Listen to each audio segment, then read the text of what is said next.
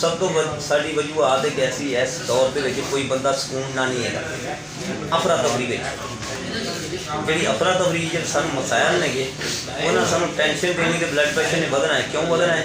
वो उस मसले की या साढ़े दरपेश मसला है या जी टेंशन है या जो भी मामला वह मुकाबला करने वास्ते वो मुदाफत ने ब्लड प्रेशर ने वो मुदाफत बढ़ाने वास्ते ब्लड प्रेशर ने बढ़ना है। ब्लड प्रेशर बढ़ेगा उस चीज़ का मुकाबला कर सके। मसला तुसी किसी बंदे मना करते नहीं मना होता तो फिर तो ब्लड प्रेशर बढ़ेगा कि नहीं? जज्बे ना बढ़ेगा नहीं।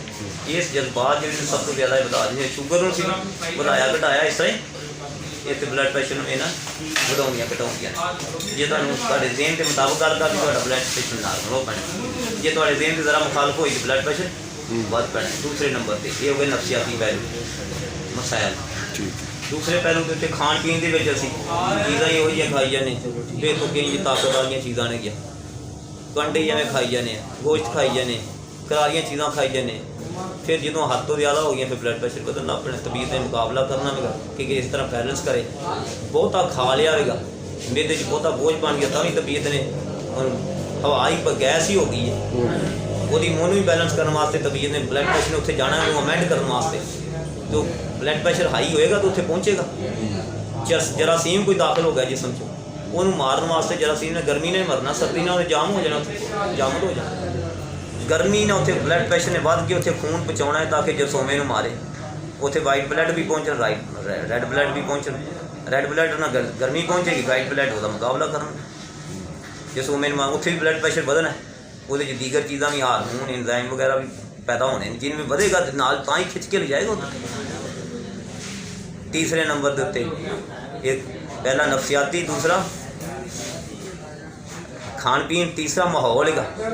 असी रहिंदे ही ऐसे माहौल में साड़ी सोबत ही ऐसी साड़ी सोबत ही इत्थे लड़ाकियां दे नाल इंतकाम वाले बंदे ने फिर साड़ा ब्लड प्रेशर वो जो चढ़ी रहना असी थले लो होने नहीं देना।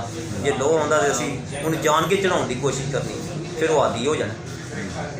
तीसरे नंबर पर अच्छा जी चौथे नंबर के उत्ते साड़ा मौसम है माहौल है माहौल ने साढ़े करना। गर्मी आई सर्दी आई असी उस तरह अपा नहीं किया। सर्दी आई है तो असी कपड़े नहीं पाए ठंड चढ़ गई फिर उन ठंड में तोड़ने वास्ते ब्लड प्रेशर ने बढ़ना यानी उन्होंने मुकाबला को अमेंड करने वास्ते कुदरत के निज़ाम के कोई चीज़ बेकार नहीं। साड़ी सेहत के भी जो चीज़ा पैदा होंगी ब्लड प्रेशर पैदा हो या शुगर पैदा हो ये साड़ी जिसम के दिफा वास्ते पैदा होंगी जिन्होंने असी दिन समझ के उल्टे इलाज करते हैं।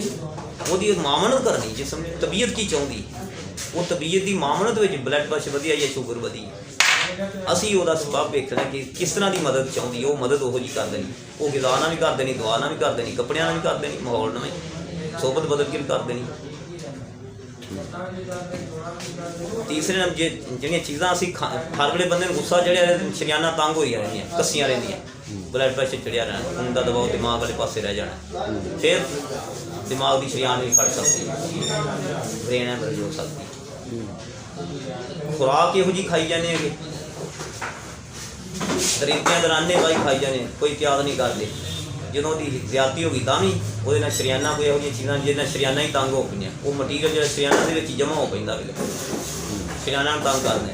कोई खुराक ऐसी खाने जिद डेली जोड़ा ढिला हो पैदा वो शरियाना ढिलियाँ हो पैदा दिल फैल भी जाता है वो वाल भी फिर ढिले हो पैने उन्होंने प्रेशर नहीं जगना खून उन्होंने प्रेशर सटना ही नहीं उत्थे खून का प्रेशर दिल के कंजेशन हो गए दिल का भी ब्लड प्रेशर बढ़ेगा लगेगा लेकिन है ब्लड प्रेशर के उत्थे है ही नहीं प्रेशर नहीं बनता कि जा ही नहीं अगे थोड़े अरदास सुते होंगे जिधर खून नहीं जा रहा उधर ज्यादा सुता है बल्कि सिर में चक्कर आने लग पे तो सिर में चक्कर आने उदों भी ब्लड प्रेशर कई बार वधिया लगता है चेक करने हालांकि ब्लड प्रेशर घटिया होंगे चक्कर ही इस वास्ते होंगे खून दिमाग में पूरा खून मिलता नहीं है।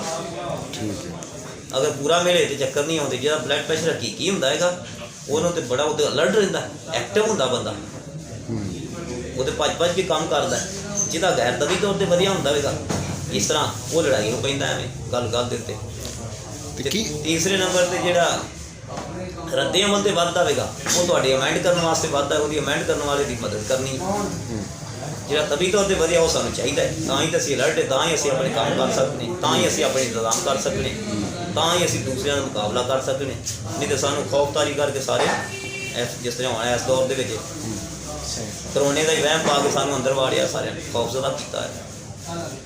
ਤੇ ਇਹਦਾ ਪਰਹੇਜ਼ ਕੀ ਕੀਤਾ ਜਾ ਸਕਦਾ, ਇਲਾਜ ਕੀ? ਇਲਾਜ ਹੈ ਕਿ ਜੇ ਆਮ ਖੁਰਾਕ ਦੇ ਨਾਲ ਇਹੋ ਜਿਹੀਆਂ ਖੁਰਾਕਾਂ, ਉਹ ਖੁਰਾਕਾਂ ਨੂੰ ਬਦਲ ਕੇ ਸਾਨੂੰ ਦੂਸਰੀ ਤਰ੍ਹਾਂ ਦੀਆਂ ਸਬਜ਼ੀਆਂ ਤੇ ਆ ਜਾਣਗੀਆਂ, ਗੋਸ਼ਤ ਛੱਡ ਕੇ, ਖੁਸ਼ਕ ਚੀਜ਼ਾਂ ਛੱਡ ਕੇ ਤੇ ਪਾਣੀ ਲਿਕੁਇਡ ਚੀਜ਼ਾਂ ਤੇ ਆ ਜਾਣੀ ਚਾਹੀਦੀ।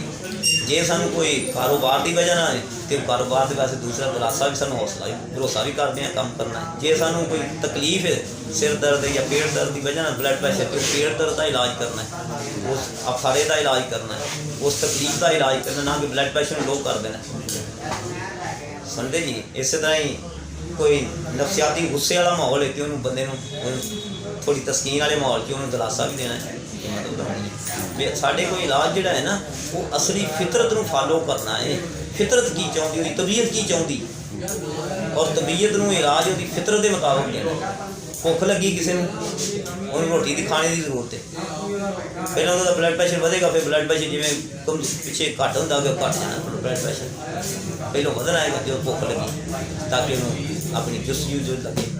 ਹੁਣ ਉਹ ਰੋਟੀ ਤਾਂ ਖਾ ਲੈਂਦਾ, ਲੇਕਿਨ ਚੋਰੀ ਵੀ ਖਾ ਲੈਂਦਾ, ਉਸ ਤਰ੍ਹਾਂ ਦੇ ਪੇਟ ਭਰ ਗਿਆ, ਉਹਨੂੰ ਸਕੂਨ ਆ ਗਿਆ, ਲੇਕਿਨ ਉਹਦਾ ਜ਼ਮੀਰ ਮਲਾਮਤ ਕਰਦਾ ਰਹਿਣਾ ਕਿ ਮੈਂ ਚੋਰੀ ਕੀਤੀ, ਮੈਂ ਡਾਕਾ ਮਾਰਿਆ, ਮੈਂ ਖਿਆਨਤ ਕੀਤੀ, ਬਦਦਿਆਨਤੀ ਕੀਤੀ ਹੈ, ਮੈਂ ਕਰਪਸ਼ਨ ਕੀਤੀ ਹੈ। ਜ਼ਮੀਰ ਮਲਾਮਤ ਕਰੇਗਾ ਨਾ, ਉਹਨੂੰ ਨਵੀਂ ਮਰਜ਼ਾਂ ਲੱਗ ਪੈਣੀਆਂ, ਉਹਦਾ ਨਵੀਂ ਤਰ੍ਹਾਂ ਬਲੱਡ ਪ੍ਰੈਸ਼ਰ ਹੋਰ ਤਰ੍ਹਾਂ ਹੀ ਬਦਲਣ ਲੱਗ ਪੈਣਾ।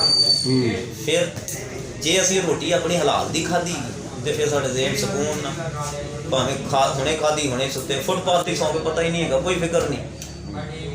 ਤੇ ਜਿਨ੍ਹਾਂ ਨੇ ਦਾ ਘਾਹ ਮਾਰ ਕੇ ਖਾਣਾ, ਹੁਣ ਅੰਦਰ ਬੈਠੇ ਵੀ, ਕਮਰੇ 'ਚ ਬੈਠੇ ਵੀ, ਖੌਫਤਾ ਜੀ ਨੀਂਦਾਂ ਹੁੰਦੀਆਂ ਹੋਣੀਆਂ, ਉਹਨਾਂ ਦਾ ਬਲੱਡ ਪ੍ਰੈਸ਼ਰ ਵੱਧ ਜਾਣਾ। ਕਿਸ ਪਾਸੇ ਜਾਊਗਾ?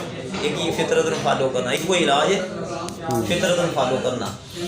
ਫਿਤਰਤ ਨੂੰ ਫਾਲੋ ਕਰਨਾ ਕੀ? ਉਹਦੇ ਅਸੂਲ ਸਾਨੂੰ ਇਸਲਾਮ ਨੇ ਦਿੱਤੇ ਹੋਏ ਨੇ। ਨਮਾਜ਼ ਵੀ ਪੜ੍ਹਨੀ, ਅੱਲਾ ਨੇ ਯਾਦ ਵੀ ਕਰਨਾ ਅਤੇ ਆਪਣਾ ਕੰਮ ਕਰਕੇ ਰੋਟੀ ਕਮਾ ਕੇ ਖਾਣੀ, ਬੱਚਿਆਂ ਨੂੰ ਵੀ ਨਾਲ ਖਵਾਉਣੀ ਆਪ ਹੀ, ਤੇ ਥੋੜ੍ਹੀ ਹੋਵੇ ਜਾਂ ਬਹੁਤੀ ਹੋਵੇ।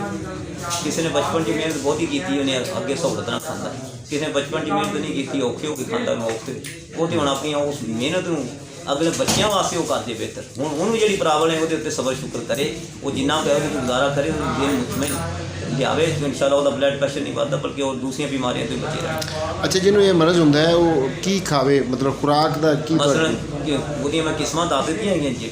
ਜੇ ਤਾਂ ਬਲੱਡ ਪ੍ਰੈਸ਼ਰ ਹਕੀਕੀ ਹੈ ਤਾਂ ਸਾਡੀ ਡਿਮਾਂਡ ਹੈ, ਹਕੀਕੀ ਬਲੱਡ ਪ੍ਰੈਸ਼ਰ ਜਿਹੜਾ ਹੈ ਨਾ, ਹਕੀਕੀ ਬਲੱਡ ਪ੍ਰੈਸ਼ਰ ਉਹ ਜਿਹਦੇ ਨਾਲ ਅਸੀਂ ਕੰਮ ਕਾਜ ਕਰਨਾ ਹੈ।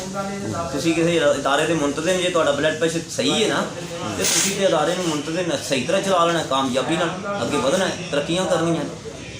ਤੇ ਜੇ ਬਲੱਡ ਪ੍ਰੈਸ਼ਰ ਤੁਹਾਡਾ ਗੈਰ ਹਕੀਕੀ, ਉਹ ਤੁਹਾਨੂੰ ਉਹਨੇ ਵਧਾਉਣ ਨਹੀਂ ਦੇਣਾ, ਉਹਨੇ ਤੁਹਾਨੂੰ ਆਪਣੀ ਉਲਝਣ 'ਚ ਪਾਈ ਰੱਖਣਾ, ਤੁਹਾਡੀ ਡਿਪਰੈਸ਼ਨ ਹੋਈ ਫਿਰਨੀ। ਉਸ ਬਲੱਡ ਪ੍ਰੈਸ਼ਰ ਨੂੰ ਵਧਾਉਣ ਵਾਸਤੇ ਉਹ ਵੇਖਣਾ ਹੈਗਾ ਕਿ ਇਹਨੂੰ ਅਸਲ ਕੀ ਖੁਰਾਕ ਦੀ ਵਜ੍ਹਾ ਨਾਲ, ਜੇ ਖੁਰਾਕ ਦੀ ਵਜ੍ਹਾ ਨਾਲ ਤਾਂ ਅਸੀਂ ਖੁਰਾਕ ਉਹਨੂੰ ਉਹੋ ਜਿਹੀ ਦੇਣੀ।